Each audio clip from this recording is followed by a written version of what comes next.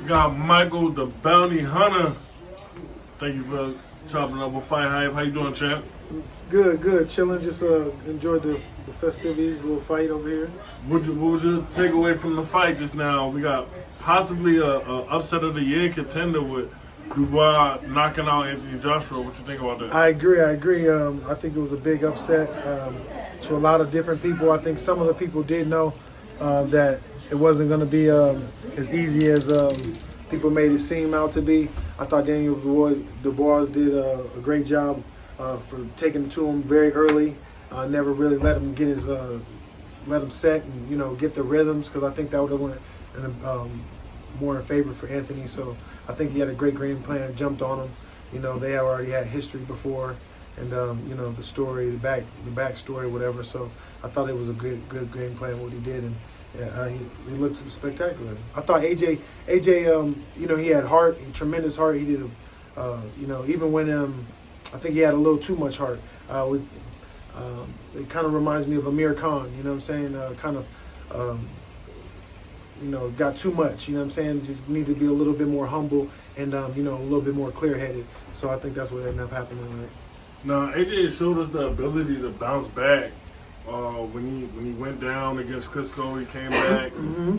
He's been down and he's come back. He's regained his heavyweight championship. He came back and defeated Andy Ruiz after falling short via knockout victory to him.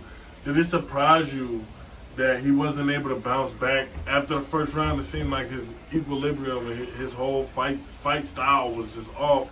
And as soon as he got to catching his rhythm, that's when his button got clicked. Yeah. Well, you could tell, physically, it wasn't really there, but his mentally, when he bounced back, he was okay. He realized he had been in these positions before, and he was still staying calm through the storm. It's just that he got overconfident after the storm started to die down a little bit.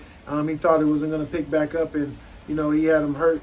And I think that's where you kind of got to be a hurt man is a dangerous one. So he had to be a little bit more cautious. If you see those last little exchanges, he never threw a jab. He got a little bit too greedy. He never really threw anything subtle or passive in between those last three big shots that he threw, and he got caught in between one of them. So I think that mentally he was there, and he had to bounce back in his spirit. It's just that, his legs, I think he was a little surprised as well that, because he kept trying, but you could tell his legs it wasn't up under him. Michael, the bounty hunter versus Daniel Dynamite Dubois. I like it. Do you love it? Oh, I love that fight. That's that's a fight I always pictured. Me and him are very similar in height. He's a big, strong kid, and we have a little bit different, obviously, body features. So that's something I always thought would be interesting. How would you approach that fight? Like I always approach every a giant lion with a long stick. So I would be doing a lot of pecking and poking, and I'm just waiting until my time's right, using my feet. Not getting hit with those big, strong, shots, and not letting them jump on me. So we got Tyson Fury versus Usyk coming up at the end of the year. Dubois may be done for this year. So that's all the heavyweight belts, lined up for this year.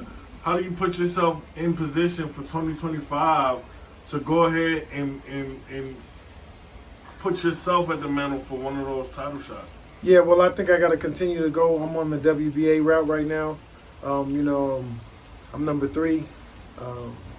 Tyson's number 2, and Bacoli's number 1. As y'all know, I already, stopped Bacoli. So I think me just continuing to win and, me staying in their faces and staying busy, I only can go up from there. And hopefully they have to I'll put some pressure on them to step in the ring with me. And maybe the WBA also putting pressure on them as far as me being a mandatory and making the fights happen. And from there, I have my foot on their neck, and they have to come through me at some point, or I'm gonna have to continue to keep moving. What are your final thoughts from tonight? I thought it was a good performance. I thought it was a good show. It was 90,000 people, which is crazy. It's always good to be in that scene and be fighting in front of all those people, especially when you're in your hometown. So I thought it was a good look for all of them and for the show. And, I thought it was a great show, man. I appreciate your time, Chad. Thank you, Ray. Thank you. One love.